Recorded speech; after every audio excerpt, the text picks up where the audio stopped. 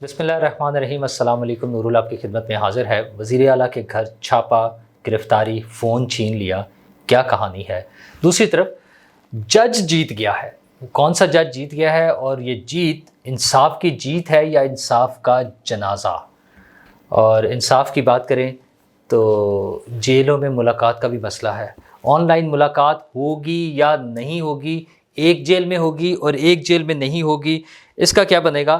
اور اسمبلی کا اجلاس، کے پی اسمبلی کا اجلاس نہیں ہونے دیں گے۔ گنڈاسا لے کر گنڈا پور کی ٹیم کھڑی ہو گئی ہے کہ اجلاس نہیں ہوگا۔ معاملہ پھر عدالتوں میں جائے گا۔ مسئلہ مخصوص نشستوں کا ہے، یہ کہاں تک جائے گا؟ اور عمران خان کی ایک بڑی فتح، جی ہاں عمران خان کی فتح، بلکہ وہیں سے شروع کرتا ہوں۔ کانگریس میں جو ہیئرنگ تھی اس کی رپورٹس کل سے آ رہی ہیں، لیکن اس میں دو بڑے اہم پہلو ہیں۔ ایک تو یہ کہ 50 لوگوں کی انہوں نے ووٹ دینا تھا جو وہاں موجود تھے ممبرز، انہوں نے 50 کے 50 نے اس کو اپروو کیا اور آگے ہاؤس میں، مکمل ہاؤس میں بھیج دیا کہ یہ تحقیقات بھی ہونی چاہیے اور پاکستان پہ انسانی حقوق کے حوالے سے خاص طور پہ زور دیا گیا ہے، اور یہ زور، یہ پریشر فیوچر میں پاکستان کے خلاف استعمال ہوگا فور شور۔ اچھا، انسانی حقوق بالکل جائز بات ہے، ہونے چاہیے ہر جگہ، دنیا کے ہر ملک میں ہونے چاہیے۔ ہم اگر دنیا کے دیگر ملکوں میں ڈیمانڈ کرتے ہیں تو پاکستان میں بھی ہونے چاہیے۔ لیکن پاکستان میں مسئلہ کیا ہے؟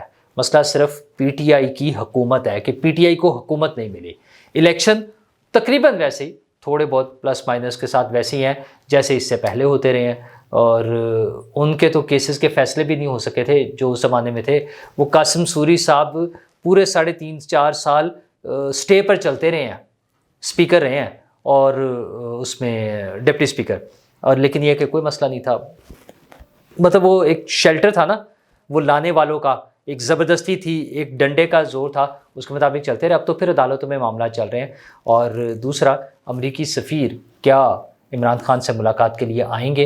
اور اگر امریکی سفیر آئیں گے، کیونکہ وہاہ یہ بات ہوئی ہے کہ امریکی سفیر کو بھی بھیجا جا سکتا ہے ان تمام الزامات کے حوالے سے جو عمران خان لگاتے رہے ہیں پاکستان کے خلاف، سازش اور ساری چیزیں، لیکن مسئلہ تو سازش کا نہیں ہے۔ امریکی سفیر نے آ کر اگر عمران خان سے ملاقات کرنی ہے تو پھر امریکی سفیر باقی مجرموں سے بھی مل سکتے ہیں۔ مجرم میں اس لیے کہہ رہا ہوں کہ اب وہ سزا یافتہ ہیں، جرم ان کا ڈکلیئر کر کے عدالت نے تصدیق کر کے انہیں مجرم قرار دے کے انہیں سزا دی ہوئی ہے۔ اچھا، وہ بھی فیصلہ کل کو بدل بھی سکتا ہے، اس پہ بھی کوئی شک نہیں، لیکن آج کی تاریخ تک وہ ایک مجرم ہے، عدالت میں ہے۔ اور کیا حکومت پاکستان امریکی سفیر کو ان سے ملاقات کی اجازت دے گی؟ اور اگر نہیں دیں گے تو پھر امریکہ کیا کرے گا؟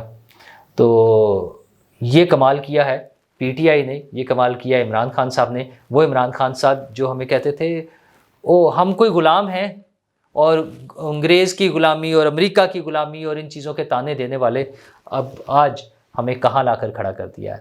خیر، ہم کھڑے تو ہر چیز میں انصاف کے حوالے سے بات کریں تو بہت ہی برا حال ہے۔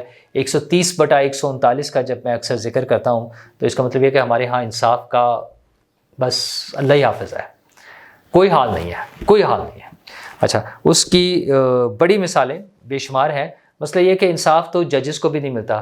شوکت عزیز صدیقی کے کیس جو ہے ایک آئیڈیل مثال ہے ہمارے سامنے، زبردست قسم کی، کہ انہیں برطرف کیا گیا، اور اس کے بعد اور ایک تقریر پر، صرف ایک تقریر انہوں نے کی تھی جس پہ اس کو مس کنڈکٹ ڈکلیئر کر کے ان کے خلاف ریفرنس بھیجا گیا، انہیں برطرف کر دیا گیا۔ پھر وہ اپیلیں کرتے رہے 2018 سے 19، 20، 21، 22، فائنلی آ کے 23 میں کام شروع ہوا۔ اور اب جب ان کا فیصلہ آیا ہے تو انہیں ان کے اعتراضات ختم کر کے ان کی برطرفی کو غیر قانونی قرار دے کر ان کی پینشن بحال کر دی گئی ہے۔ یہ میکسیمم ریلیف انہیں ملا ہے۔ مطلب اس حوالے سے ٹھیک ہے کہ تاریخ میں قانون کے صفحات پہ لکھ دیا گیا کہ وہ مجرم نہیں تھے، ان کی برطرفی غلط تھی، لیکن سوالات تو اپنی جگہ ہیں کہ وہ ڈی جی ISI، وہ فوجی افسران، وہ اس وقت کے chief justice Peshawar high court, Islamabad high court, وہ سب کہاں گئے؟ انہوں نے سب نے تو الزامات مسترد کر دیے۔ جسٹس شوکت عزیز صدیقی کی طرف سے لگائے گئے تمام الزامات ان تمام شخصیات نے جنرل فیض سمیت مسترد کر دیا کہ یہ غلط کہہ رہے ہیں۔ اچھا، اگر شوکت عزیز صدیقی غلط کہہ رہے ہیں اور انہوں نے الزامات غلط لگائے تھے تو پھر انہیں بحال کیوں کیا گیا، یا ان کی برطرفی کو غلط کیوں قرار دیا گیا؟ اب ریٹائر ہو گئے ہیں۔ آپ یہ سوچیں کہ وہ جج جس نے اسلام آباد ہائی کورٹ کا چیف جسٹس بن سکتے تھے، جو انہیں فارغ کر دیا گیا کیونکہ انہوں نے تقریر کر دی تھی جو کسی کو پسند نہیں آئی. اور شوکت عزیز صدیقی کے الزامات کو تو اب بھی غلط ہی ڈکلیئر کیا جا رہا ہے. ان کے الزامات کو نہیں مانا جا رہا, صرف ان کی تقرری کو غلط. ایک سٹیپ ہے آگے کہ ہم نے ان کو بحال کر دیا, لیکن یہ درست ہونے کی طرف نہیں ہے. اس سے معاملات ٹھیک نہیں ہوں گے, کیونکہ کل کو پھر اگر کسی کو اسی طرح سے برطرف کیا جائے گا تو میکسیمم کیا ہوگا, 5 7 8 10 سال کے بعد جب اس سارے سسٹم میں وہ ارریلیونٹ ہو چکے ہوں گے تو ان کی تقرری کو غیر قانونی قرار دیا جا سکتا ہے. میکسیمم یہی ہوگا نا. آج والے اس فیصلے کے مطابق اگر اس کو سامنے رکھ کے اس کو نظیر بنا کے کہیں لے کے جایا جائے گا تو کیا ہوگا, اسی طرح سے 8 10 سال. مسئلہ تو یہ تھا کہ وہ کون لوگ ہیں جنہوں نے ایک غلط ریفرنس بھیجا, ان کے خلاف کارروائی کیوں نہیں ہوتی. عدالت جب اتنی بڑی بڑی باتیں ہو جاتی ہیں, اتنے موجودہ عدالت کو اگر ہم دیکھیں, ہمارے chief justice of Pakistan justice قاضی فائز عیسیٰ صاحب بڑے بڑے معاملات پہ بڑا بولڈ سٹانس لے لیتے ہیں. تو میرے خیال میں تو یہ بھی پوچھا جانا چاہیے کہ یہ غلط ریفرنس کس نے بھیجا تھا, کیا ان لوگوں کے خلاف کوئی کارروائی نہیں ہو سکتی. مطلب بے بسی ہے نا کہ میکسیمم آپ نے ایک ایسا ریلیف دیا ہے جس سے سسٹم میں کوئی تبدیلی نہیں آئے گی, جس سے آئندہ ایسی حرکت کا راستہ نہیں رکے گا. تو اس پہ مبارکباد, یہ خوشی کی خبر ہے یا انصاف کے جنازے کی تصویریں ہیں بس. مجھے تو عجیب سی بات لگ رہی ہے. بہت اچھی بات ہے شوکت عزیز صدیقی صاحب کے لیے, اس حد تک بہت اچھی بات ہے. پھر بھی محفوظ کیا ہوا فیصلہ بھی 3 مہینے بعد سنایا جا رہا ہے. پتہ نہیں کیا سسٹم ہے ہمارا. قانون اندھا ہوتا ہے, لیکن قانون اندھا ہونے کا مطلب یہ ہوتا ہے کہ وہ کسی اور کے خیال نہیں کر رہا ہوتا, پریشر کا اور چیزوں کا. اس نے اپنے سسٹم کے مطابق, آئین اور اس کے مطابق جو لکھا ہوا ہے, شہادتوں کے مطابق, کیس کے مطابق فیصلہ کرنا ہے, میرٹ پر فیصلہ کرنا ہے. یہاں تو فیصلے کرنے والے اندھے رہے ہیں. مطلب وہ اتنی مدت تک کیس کیوں لٹکتا تھا, کیوں نہیں سنا جاتا تھا. وہ جنہوں نے آ کے کہا تھا کہ ہماری محنت ضائع ہو رہی ہے, وہ کیوں نہیں انہیں پوچھا جاتا. ٹھیک ہے, ایک چھوٹا سا سٹیپ, لیکن بڑے سٹیپس کو ہم مس کر رہے ہیں. اور اگر انہیں بڑے سٹیپس کو مس کریں گے تو چیزیں ٹھیک نہیں ہو سکیں گی. پھر تو ایسے ہی ہوگا کہ کے پی کے اسمبلی کا اجلاس ہے اور گورنر نے اجلاس بلایا ہوا ہے, اسمبلی سیکریٹریٹ نے انکار کر دیا ہے, صرف اس لیے کہ وہاں پہ خواتین کی جو یا دیگر مخصوص نشستیں ہیں, جو اضافی مخصوص نشستیں ملنی تھیں, جو پی ٹی آئی کو نہیں مل سکتی, جو سنی اتحاد کونسل کو نہیں مل سکتی اور باقی پارٹیز میں ایکولی یا پروپورشنلی ڈسٹریبیوٹ ہونی ہے, وہ نہ ہو جائے. کیونکہ آگے سینٹ کا الیکشن آ رہا ہے, اور اگر انہوں نے ووٹ دے دیا تو سینٹ کے الیکشن میں ظاہر ہے پھر جو دیگر جماعتیں ان کو فائدہ ہوگا, ان کے زیادہ لوگ منتخب ہو جائیں گے, اور پی ٹی آئی کے منتخب ہونے والے اراکین کی تعداد کم ہو جائے گی. تو اپنے فائدے کے لیے سب کچھ کر سکتے ہیں. یہ تو وہی لوگ ہیں جنہوں نے تحریک عدم اعتماد پر کارروائی, اس پہ ووٹنگ رکوا دی تھی اسمبلی اجلاس میں, اور کہا نہیں جی یہ نہیں ہو سکتا. تو اگر وہ وہاں روک سکتے ہیں تو یہاں بھی روکا ہوا ہے. معاملہ اب آگے جائے گا, عدالتوں میں جائے گا, اور پھر دیکھیں کہ کیا ہوتا ہے. وزیر اعلیٰ علی امین گنڈا پور کی ٹیم فی الحال تو انہوں نے کہا جی کوئی چکر ہی نہیں ہے. ویسے بھی وہ کہہ رہے ہیں کہ عمران خان صاحب کسی سے ڈیل نہیں کریں گے, اور میں تو وزیر اعظم کو مانتا ہی نہیں ہوں کہ وہ فارم 47 کیا ہے. ٹون وہ والی ساتھ ساتھ چل رہی ہے. عمران خان صاحب کے ساتھ ہے نا ٹیم, انہی کے ٹیم کا حصہ ہیں, اگرچہ ان کے بارے میں دیگر خبریں بھی ہیں, لیکن بہرحال انہیں اپنی سیٹ بچانے کے لیے, عمران خان صاحب کا اعتماد حاصل رکھنے کے لیے, کنٹینیو رکھنے کے لیے محاذ آرائی, بدماشی, ہنگامہ آرائی, انتہا پسندی, یہ ساری چیزیں انہیں کرنی پڑیں گی. لیکن کے پی کے وزیر اعلیٰ کے خلاف کیسز بھی موجود ہیں, ان کی گرفتاری کا بھی امکان ہے, اور ان کے ریفرنس بھی موجود ہے, ان کی سیٹ بھی جا سکتی ہے. اور ویسے وزیر اعلیٰ کی گرفتاری کی مثالیں بھی موجود ہیں. تازہ ترین مثال اگرچہ ہمارے ہمسائے سے آئی ہے, ہندوستان سے, لیکن مثال آ گئی ہے کہ دلی کے وزیر اعلیٰ کیجریوال کو گرفتار کر لیا گیا ہے. ان کے خلاف ایک بے ضابطگی اور جو روٹین میں ہوتا ہے بدعنوانی اور اس قسم کا ایک کیس بنا ہے, جس میں ان کے گھر چھاپا پڑا ہے. کچھ 70,000 روپے شاید کیش نکلا ہے ٹوٹل.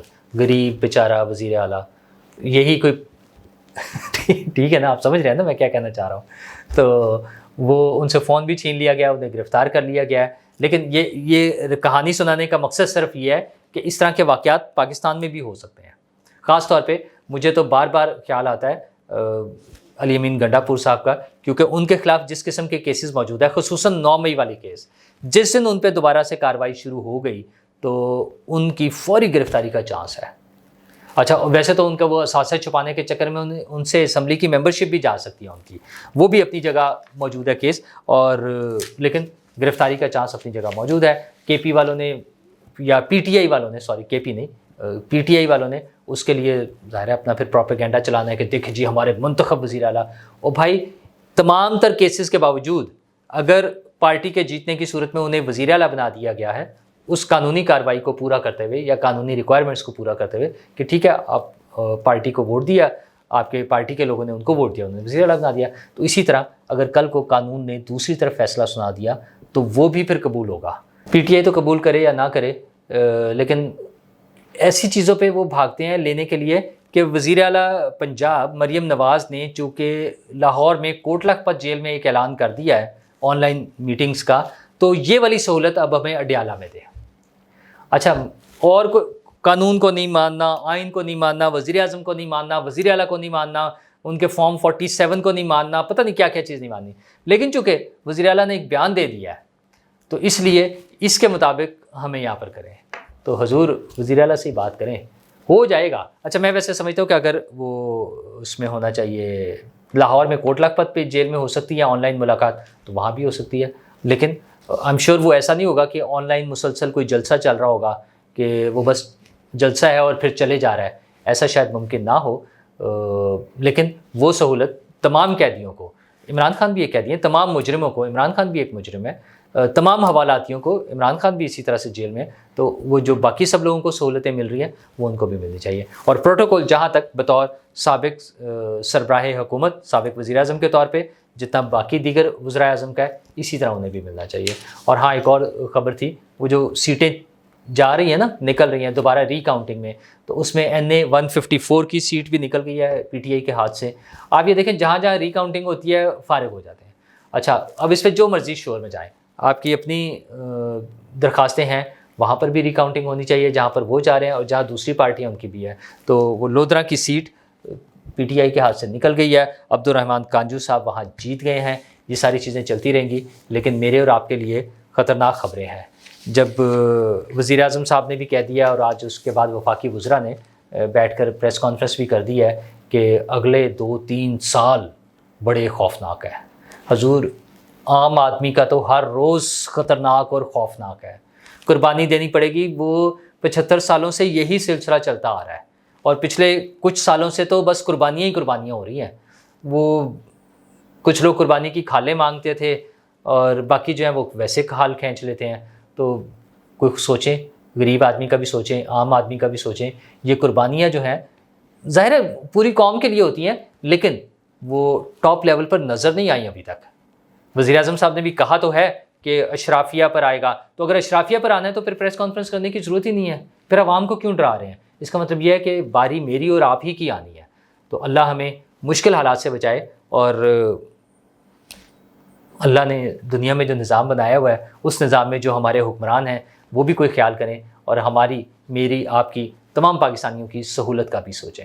شکریہ۔